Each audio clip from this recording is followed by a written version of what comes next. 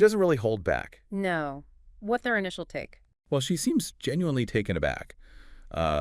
Surprised. Maybe frustrated is a better word. Frustrated by what exactly? The dad's reactions. Yeah. Apparently, a really common response when asked for the $50 is just, I don't have it. Wow. For $50. Yeah. Right?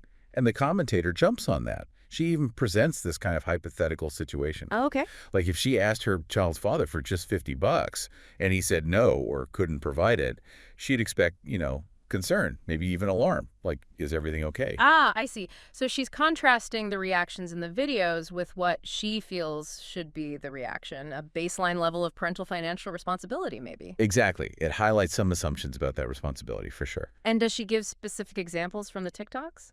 She does mention one clip, includes a bit of audio. It's a bit hard to hear. But basically, a mom asks for $50 on Cash App. Okay. Standard request these days. And the father's response is apparently hesitant. Yeah. He sort of stalls and then ends up offering just $20 instead. Only 20.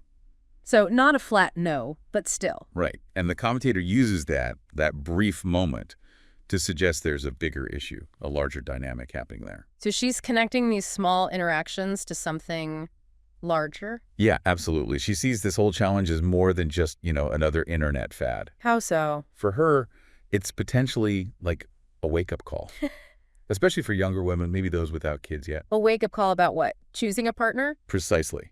She frames it as providing this stark reality, I think was her phrase, about what co-parenting can actually look like. The financial side, the dependability or lack thereof. That's quite a heavy interpretation for a TikTok challenge. It is.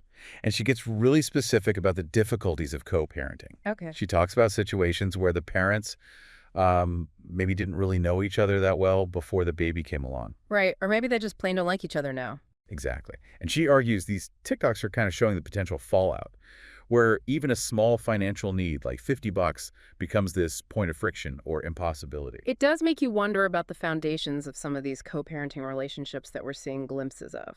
And the commentator sees a potential, maybe slightly optimistic, upside to the challenge, believe it or not. Really? What's the upside to dads saying they don't have $50?